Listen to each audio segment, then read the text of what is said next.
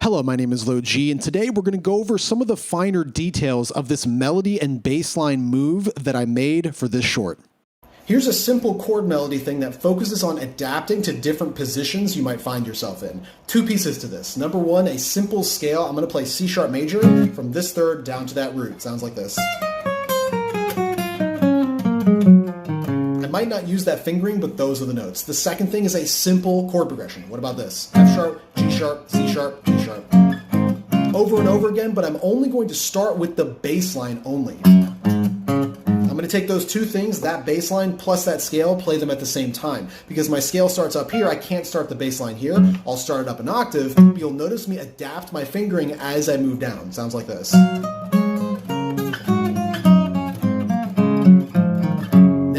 Some chords. Now I'll mess around.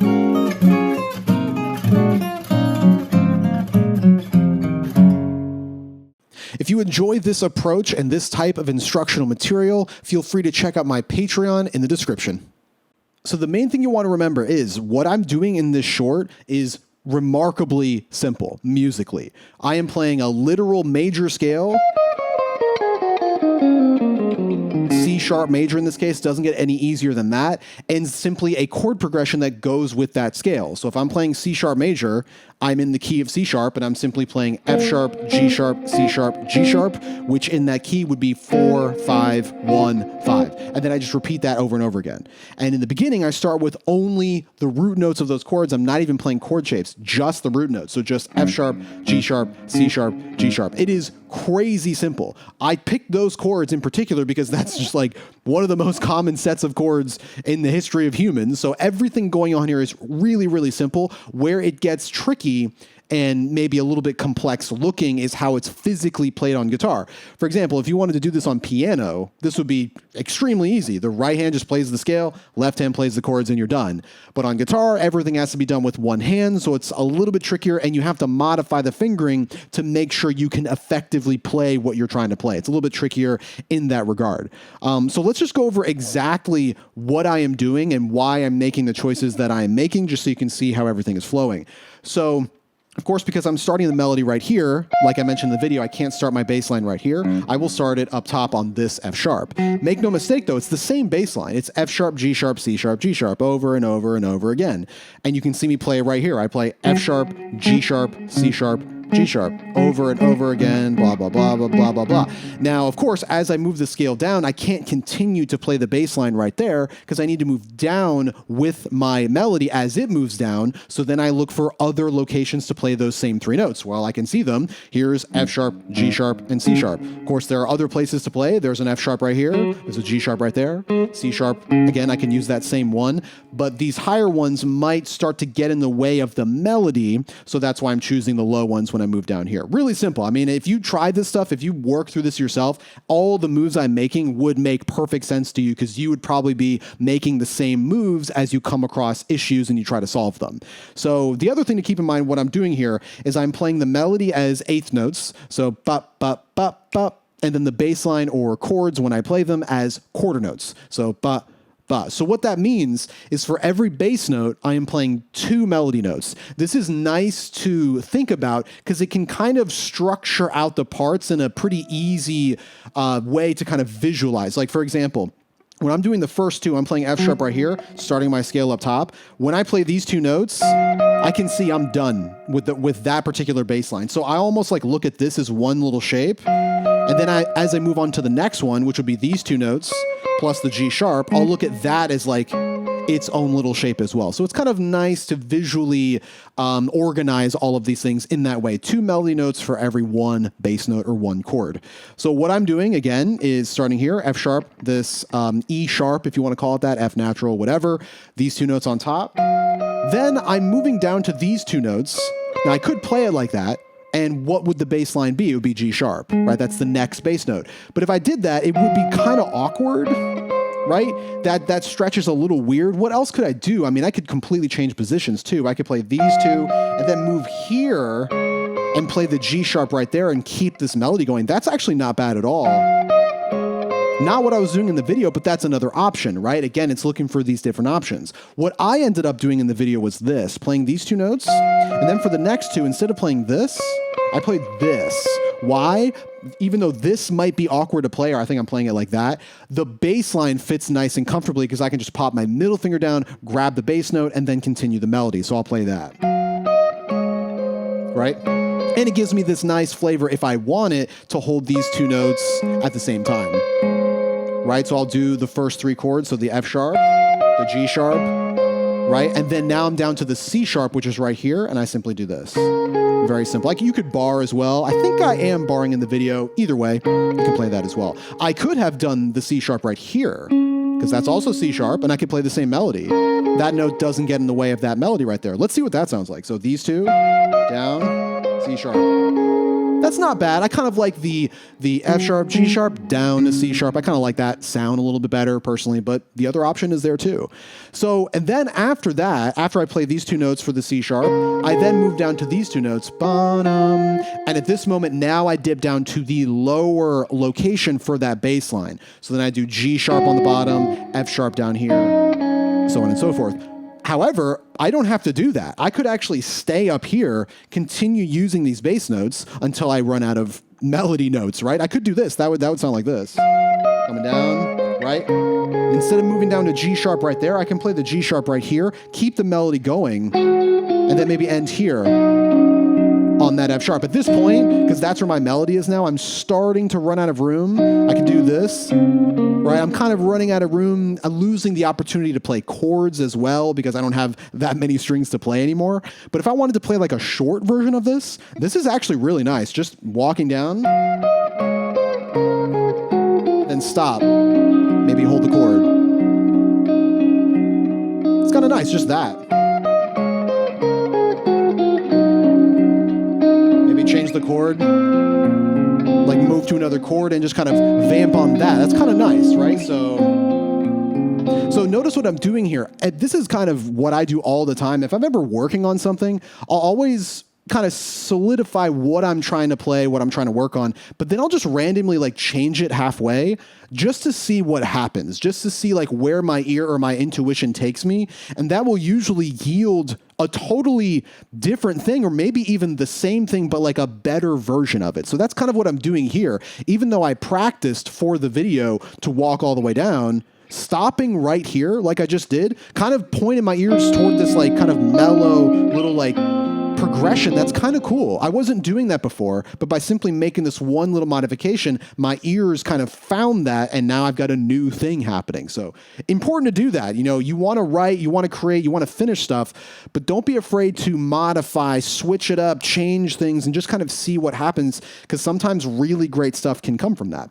So anyway, kind of moving down from what I'm doing, I'll just continue the whole part, coming down, right? Normal. Now, instead of staying up here like I just did, I would move down like this. Coming down. Now we're down to the G sharp right here, and I continue F sharp down here, right? Then G sharp again, right? Then the C sharp. I could have done this right there, kind of playing the C sharp, the G sharp, F sharp. Could have done that, but I kind of like this instead because I can hold all of these notes at the same time. That's basically C sharp's root, fifth, and fourth, which is really nice. Kind of giving that flavor. It's kind of cool. And then what do I do? Just G sharp again, finish my melody, end on a nice power chord, the root of my scale, the final note of the scale, and the first note of the bass line. So I'll do all of that one more time slowly, just if you want to see exactly what I'm doing one more time. Down to the G sharp, F sharp, G sharp again, C sharp here, right? G sharp again. Could have done this, by the way, G sharp, could have done that for sure.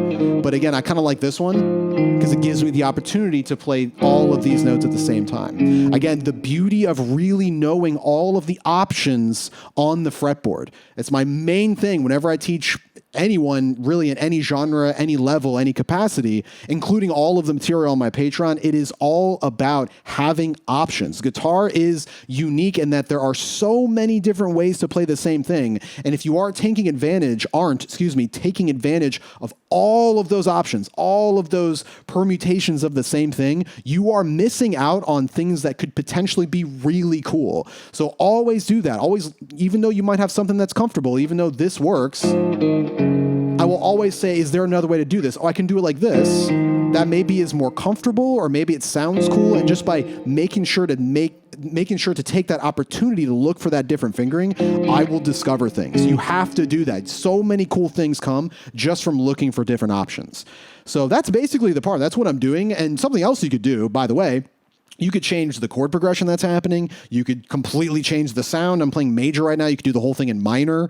We'll sort of do that here in a second. Something else easy that I could do right now that I didn't do in the video is just go back up, right? I'll play the same exact bass line, but instead of descending the scale like I was doing, I'll just go back up. So that would be starting here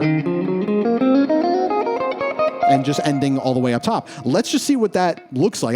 I probably don't have a good fingering for this yet, but let's just walk through that process.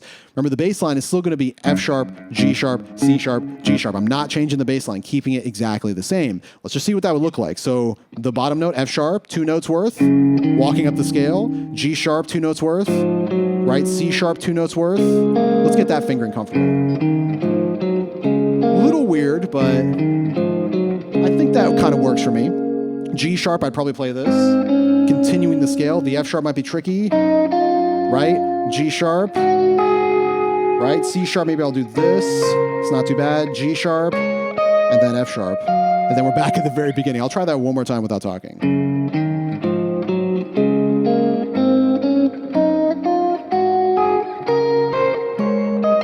Terrible fingering. I definitely would have to work out that fingering. There's a lot of stuff that was kind of jumbled around over here. I would work that out. But you see the process. I'm just doing the same thing. I'm just going in reverse playing. I know what a major scale sounds and feels like. I'm just running it up the fretboard, keeping the bass line the same. So I would practice this stuff. Don't look at this as like, oh, that's so complex. Look at the hands. They're going all like that. That's irrelevant. What's important is just think about what is happening musically. And if you think, oh, I'm literally playing a major scale, the simplest sound of all time, and I'm just playing these simple bass notes of the chords, then just make it happen. You know, yeah, is the fingering going to look crazy or feel uncomfortable? Sure, but make it happen. Like, it's not that difficult once you sit down and work through it. So the only thing I will say in regards to playing like this, if you are practicing this, and I'll talk about this later, is really strive to make sure you're holding all of the notes as long as possible. So it's easy to just play this and kind of casually make sure you play the notes and then move on. But if it starts to sound too choppy, it might not be the sound you want to go for. Like if I did this, like, I don't know, honestly, as I play right there, it's kind of cool. But if I want to go for like the most pure, like melodic legato style, I would make sure to hold the notes as long as possible. If you're not used to this, what will probably happen is you'll hold the first 2 notes at the same time, and then as you move to the next one, the low note will probably release pressure and it will die. That would probably sound like this, like that. So you see what's happening? The bass line is sounding like this. Bum, bum, bum, like that, besides the reverb and the delay I have on. Where you want it to sound like this. Bum, bum, bum. Nice long notes. This can be tricky because you need to apply pressure to the bass note while you're moving notes on top. That can be tricky if you're not used to it, but it's such a great practice. This is something I really practiced back in the day when I was heavy playing classical guitar only, because you really have to do that in that world. Otherwise, it starts to sound non-musical, right? You want it to sound like there are multiple things playing at the same time. And if one thing is cutting off too early because you're not paying attention to it, that kind of breaks that illusion. So make sure you're holding the notes as long as possible whenever you're doing anything like this. And then in regards to this exact thing, the other thing I did was added chords to everything. So right now I'm only playing bass line, just playing F sharp, G sharp, C sharp, G sharp over and over again, plus that scale. The next thing I did was add chords. All I am doing is simply thinking about what the chords are in the key and looking for opportunities in the position that I'm in to add notes from the key that live in that chord sound. So I'm playing 3 chords. I'm playing 4, 5, and 1. I know all of the individual sounds of each of those chords, and so I'm going to look for opportunities to play them. I know a 1 chord is plain major, so I can play, like, you know, if I want to add in a 2 or something, I can do that. However I want to do that, I can add in like a 6 and a 2. I can add in a 7. All of those sounds I know exist over that chord. Cool. If I play a 4 chord, it's going to be virtually the same thing, except if you're familiar with the sound of a 4 chord, it has a sharp 4 in it. So that's where you get melodies like that, right? This is a normal major chord, 1, 5, 3, the notes I'm playing specifically. If I want to play, if this is 3 right there, if I want to move up a note, it wouldn't be here, it would be here, because 4 chords have sharp 4s. That's the unique kind of color note of this chord. Had to do that, such a cool sound. This chord has that note in it, so I'm going to look for opportunities to maybe add that note into the mix. What's the other chord I'm playing? A 5 chord. What is the sound of a 5 chord? Literally major, just like the other two, except it has a flat 7, also known as dominant 7. So I'm going to look for opportunities to play that sound. Crazy popular. One of the chords I play is literally this because the melody happens to be playing this note. What is this note? The flat 7. How do I know that? Because this is my basic bar chord I'm playing, 1, 5, 1, 3, 5, 1. If this is 5 right here, flat 7, always up 3 frets. I can visually see that. I know exactly what that note is before I play it. And I know it's going to work in this chord because I know this chord naturally contains this note, flat 7. Okay. Again, if this is something that you're not familiar with, this is not difficult. This is core music fundamentals. Have to know this stuff. It makes things so much easier. And if you're curious, I talk about it entirely all on the Patreon if you want to sign up for that. Okay, so what I'm doing here by adding in the chords, these are the notes that I'm choosing to play. Could have done something else, but I just felt like doing this. So I see my 2 fingers right here. I'm playing the root of the 4 chord, and I'm playing my top note of the melody. Also, not only am I just looking at this as my melody, I'm also looking at every note I'm playing in relation to what the bass note is. So because my bass note right here is F sharp, the 4 chord of the key, I'm looking at this note as, what is this in relation to that? This, I can tell, is F sharp's 7. So this distance right here, because I practiced this distance, before, and I can hear the sound, I know it's the 7. So when I do this melody, I'm actually playing F sharp's 7, 6. Then when I move to the G sharp, I'm actually seeing this note not in relation to the F sharp anymore, but in relation to the G sharp. How is this note functioning if this is the root? And this would be 4 and 3, right? All notes that function over this. So, of course, I'm not going to go through literally every note. It'd be too many numbers. But basically what I'm thinking every time I play these notes, I'm comprehending what they are in relation to what the root is at that moment. This is really important because it keeps me grounded on the fretboard because I can recognize these shapes. And it also is reinforcing the sounds that I'm hearing. When I hear this sound, I know this is a 1 and a 7. I know this is a 1 and a 6. I know this is a 1 and a 4. Stuff like that. It reinforces this information from my ear, making it easier for me to navigate by ear if I'm trying to do that. Anyway, let's get back to the chords. So if I see this, that's my bass note. I see that top note. I just look for other opportunities. So I see a 5th right here. Can throw that in there. I also see a 2 right here. So I'm just playing that. It's a nice chord. It's basically like if you had a 4 chord of the key and you played the 1 chord of the key at the same time. So it's like a C sharp chord with F sharp in the bass. I could have played it, excuse me. Could have played it like that too. Could have also barred the pinky. Got all of that.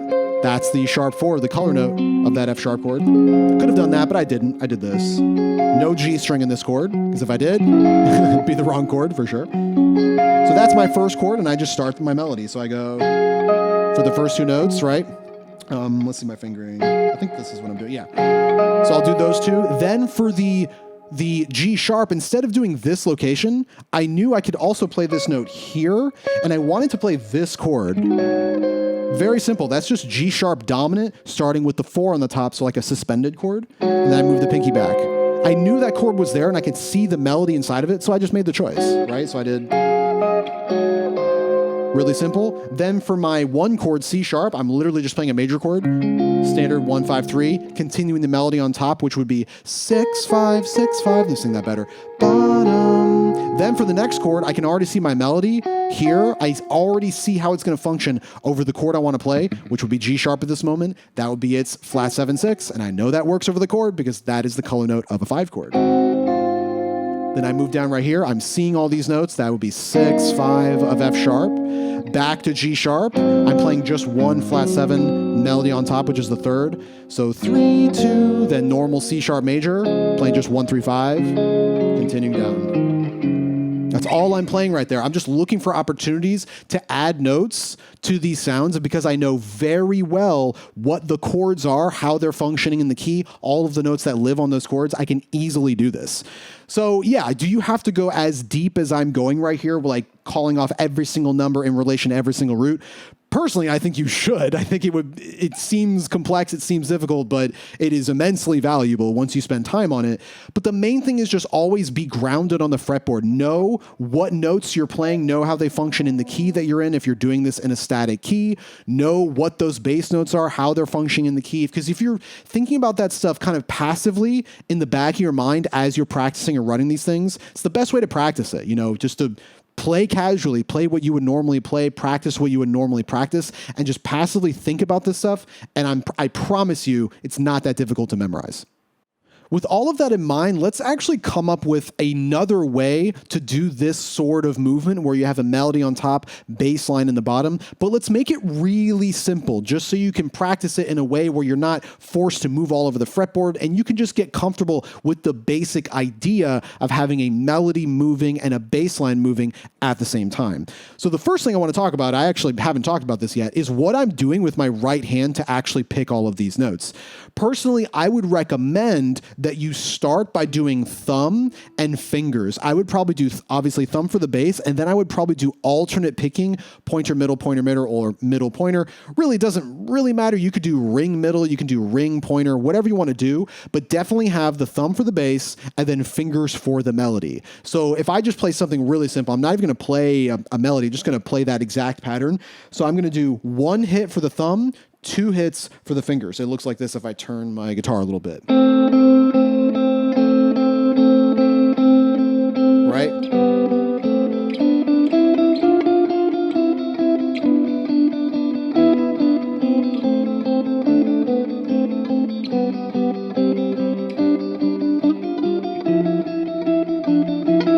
Very, very simple, right? I'm basically just going thumb, thumb, thumb, and finger, finger, finger, finger, like that, always alternating. The nice thing about always alternating is if you keep it steady, constantly alternating like that, every time you use the thumb, it will always sync up with the same finger. So I happen to start with middle finger. So every time I use my thumb, it was always middle, then pointer, middle, then pointer. So the thumb and the middle finger were always together. You could always do thumb and pointer together, thumb, pointer, and then middle, thumb, pointer, then middle. Kind of up to you, whatever's comfortable. But I would make sure it's consistent because having that nice, consistent feel all the time keeps it a lot more organized.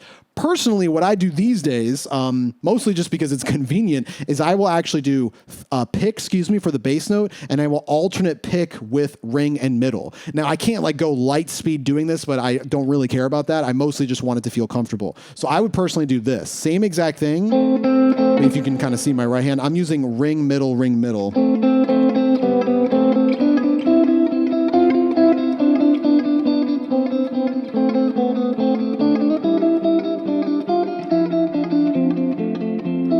I kind of like that personally because right now I play mostly with pick. I do fingerstyle for the most part. Currently, I am playing a lot with pick and fingers, though. So that is how I'm doing this entire thing. The entire time I'm going pick and then alternating ring and middle. So however you want to do that, if you want to try this, use pick, alternate ring and middle. The only thing I would try to maybe not do or I would advise against is to do it with one finger over and over again. That's fine, but if you want to build kind of dexterity and build an ability to play at faster tempos, you really need to alternate just because at some point, one finger is not going to be fast enough, right? You want to be able to alternate to some extent to keep things efficient, basically. It's kind of like, picking. You want to practice alternate picking because at some point, only doing downstrokes is you're going to hit a wall in regards to tempo. So that's what I would recommend. So what I was doing was this. Again, super simple concept, a sound you've all heard before, but it will be a little bit tricky if you're not used to this exact movement, but it's not too bad because we're staying in one position. This is what we're doing. Very simple. G minor, walking up, minor, standard minor, 1, 2, flat 3, 4, 5, walking down. Doesn't get easier than that. Obviously, there's 1,000 ways to do this. We could do that. We could do that. We could do it in a different position. all that stuff. For now, we're just going to do it right here. And here's our bass line. Our bass line is going to start on, instead of the root, we're going to start on D, the fifth of the G minor that we're playing. And we're going to do simply this. Play this note, chromatic, or go up to F, walk chromatic back, E, E flat, D, F, E, E flat, D, over and over and over again as we do that melody on top, right? So I'll just give you an example of what it sounds like, and then we'll go over some different ways to practice it. It sounds like this.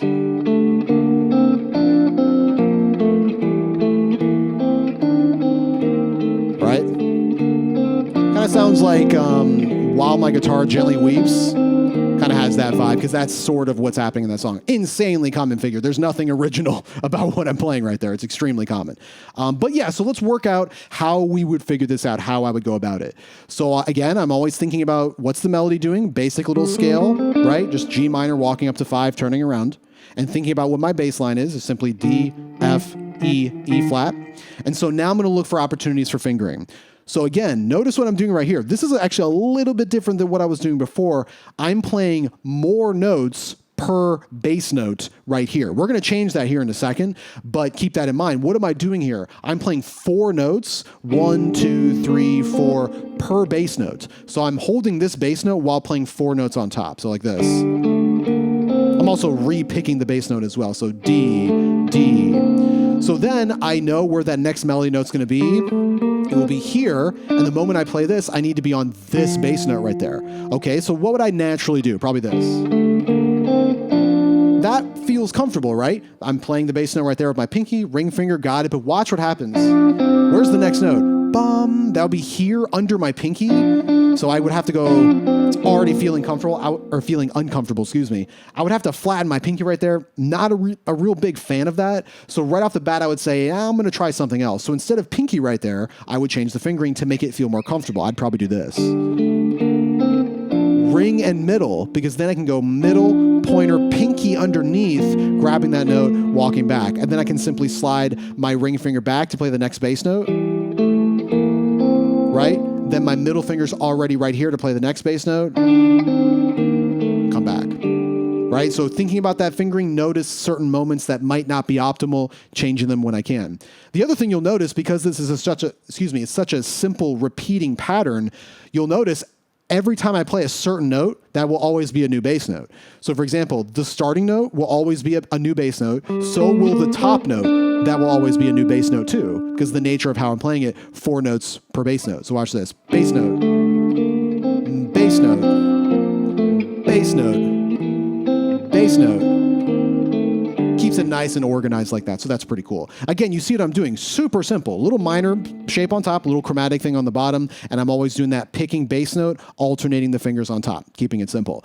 So I could also change it up. Instead of doing 4 notes per bass note, I could do maybe like 8 notes per bass note. That means I'm running the entire melody for every bass note. So that sounds like this, starting on D right here, entire melody. Then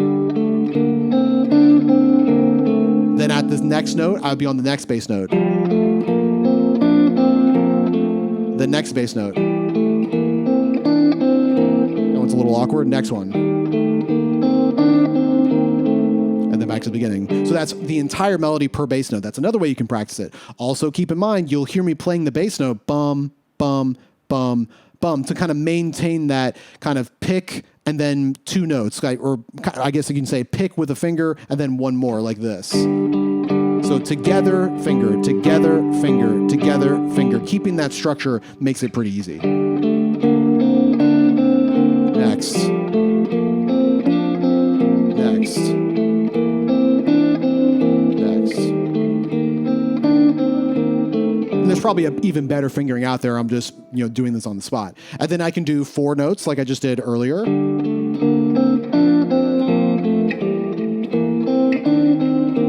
Not the best fingering still. And then I could do 2 notes per if you want to do that. Be a little bit quicker, have to keep in mind the fingering.